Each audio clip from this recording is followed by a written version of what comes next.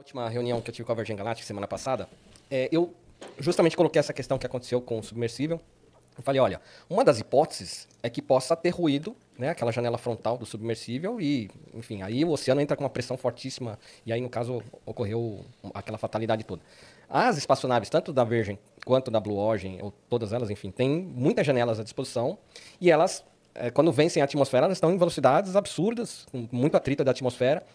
E, de repente, num estresse de viagens contínuas, pode ocorrer uma falha numa espaçonave dessa. Então, eu coloquei para eles, olha, eu acho que a equipe tem que ir com capacete de oxigênio. Com uma roupinha, pelo menos, ali, né? De pressurizada, Pressurizada. né? Isso aí. Eu falei isso, eu falei, ó, a gente... Tudo bem, os primeiros voos ainda tá tudo novinho, mas eu acho que tem que, baseado nesse acidente aí, tem que pensar em tudo. Porque essa, pra foi mim, bem é a aceito ali. O pessoal falou, vamos colocar isso como uma pauta específica na reunião Legal. da empresa ali, foi bem legal. O pessoal vai destacar mais sobre esse assunto, focar mais sobre essa ideia. Porque eu vejo assim, a gente tá ali como conselheiros, né? Nessas reuniões. E basicamente, esses últimos voos, eles todos estavam com paraquedas. Que era uma coisa que não estava prevista no início. Os primeiros voos foram sem paraquedas. Tá. Nesses últimos voos já estavam com paraquedas. Agora eu penso o um seguinte... tique a mais de segurança, vamos dizer, O né? próximo passo seria o uso de capacete. Assim penso eu. Até porque o paraquedas... Vamos supor que uma situação hipotética, alguma ruptura de alguma das janelas, algum vazamento, todo o oxigênio escape, enfim, qualquer... Vamos criar um drama aqui, né? Uma situação hipotética. Se eles estão com capacete, eles sobrevivem. Se há uma ruptura da nave e eles escapam dos assentos, com o capacete, eles sobrevivem. Não adianta nada você ter o paraquedas e não ter o capacete. Exatamente. Dependendo da altitude que você está, Não vai conseguir. não adianta nada. Né? Exatamente. Você está lá sem oxigênio, então o capacete é vital, no meu entender. Bem colocado. Pode ser que eles não colocaram até hoje, porque aí entra numa nova consideração junto à FAA, a Federation Administration Aviation dos Estados Unidos, que tem que passar por uma nova homologação e tudo mais, porque todo equipamento que seja, que tenha alguma rigidez, num contato, por exemplo, com uma janela, também pode causar um acidente. Ou seja, aquilo que está para te salvar também pode te prejudicar numa determinada situação. Então aí tem que ver se está de acordo com todos os Então protocolos. tem vários ali, né? protocolos Exatamente. que têm que ser criados, analisados e tudo mais. Mas enfim, a ideia foi colocada em reunião, eu espero ter colaborado aí para que as coisas sigam assim. Se você vê, de repente, um novo voo da Virgin já com capacete, lembra que a ideia foi Foi minha. essa ideia, viu? cara. Isso mesmo, é isso mesmo. Porque pra mim, cara, essa é a grande diferença entre o espaço e o submersível lá. Sim. Porque no espaço, se você tiver com uma roupa pressurizada e acontecer com, deu uma pana, cara, a gente sai daqui, cara. Vamos sair Paraquedas, aqui. E fica capacete. ali, sai dali, pronto, entendeu? É. No mar não dá, no oceano não dá. Não tem. Porque Não aí dá. é outro papo, Não né, dá, cara? porque aí o que acontece? Sem equipamento, sem cilindro de oxigênio, sem máscara, o que a gente sabe é que o recordista, é um russo lá, chegou a 130 e poucos metros de profundidade. Só ali, com oxigênio do corpo. Conseguiu Aquele isso. sistema apneia, né? É, Apneia. recorde. Com o cilindro, o máximo que chegou foi um egípcio, que parece que chegou a 300 metros.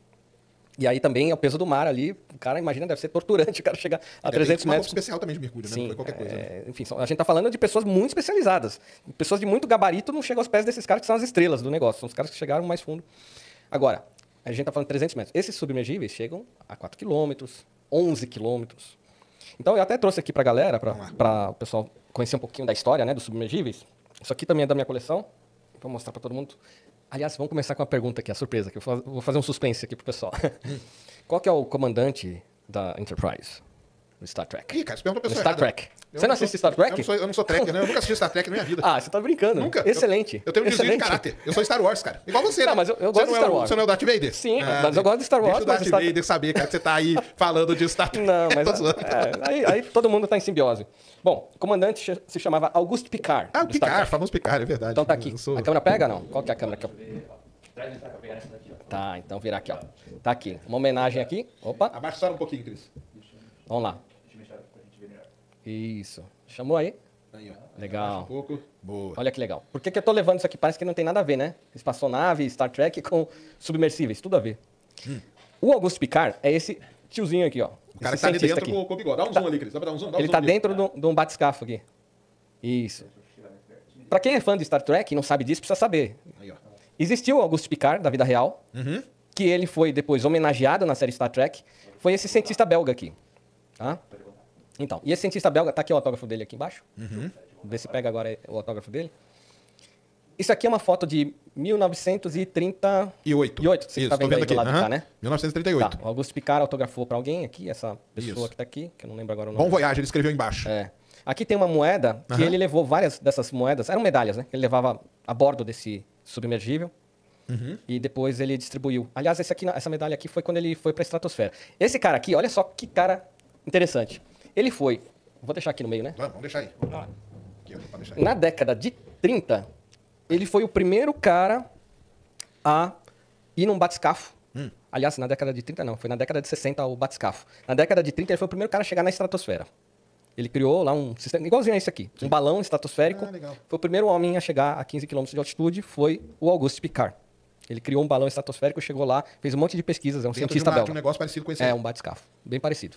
E aí ele usou essa tecnologia que ele aprendeu para ir criar submergíveis. Submersíveis que, no caso, foi o Trieste, que ele criou na década de 60, que ele já estava meio idoso, mandou o irmão dele ir a bordo do Trieste. Foi o primeiro ser humano a chegar nas Fossas Marianas. Legal. Então, olha só que correlação que existe já, o espaço, né, a atividade aérea com submersíveis. O mesmo cara, e ele depois foi homenageado na série Star Trek, comandante da Frota Estelar, Auguste Piccard. Que estava em cima. Pouca gente sabe disso. Então tá aqui, tá? A moedinha em homenagem. Essa moedinha que foi para a estratosfera. Então, ele provavelmente tinha um monte dessas moedinhas e deu para as pessoas mais chegadas, claro, de brinde. certeza. Hoje está aqui na coleção. O Trieste chegou, imagine só, na década de 60, esse submersível já chegou a 11 quilômetros de profundidade. Olha só, a tecnologia já vem para chegar a fundo no oceano, não é de agora. Parece que a gente, quando escuta as notícias desse submergível, foi para o Titanic, parece que as coisas começaram ontem, né? Exatamente. Não deixam de ser bem exclusivas, mas essa tecnologia já anda, já caminha há muito tempo. A gente já está falando aí disso, mais de 60 anos em atividades de submersíveis de alta profundidade. Então, o Trieste, que foi criado pelo Auguste Piccard, levou o primeiro ser humano lá nas Fossas Marianas, que é 3 vezes mais fundo do que essa tripulação que foi ao Titanic. 3 vezes, o triplo. Então, se a gente já se assusta com 4 quilômetros, 3.800, né? Imagina esses que foram a 11 quilômetros na década de 60. Eu te mandei um link aí do Twitter, Cris. Coloca aí pra galera, só pra gente até exemplificar isso que nós estamos falando. Que aí é o negócio da Fossa das Marianas aí, ó. Só pro pessoal ter uma ideia. Fossa das Marianas, galera. Vamos agora. Pra quem não sabe, fica ali perto da Indonésia, ali naquele lugar, que é um lugar que tem muita placa tectônica. É esse aqui, né? Isso. Tá, mas aí sobe aí. Não, desce. Cadê o...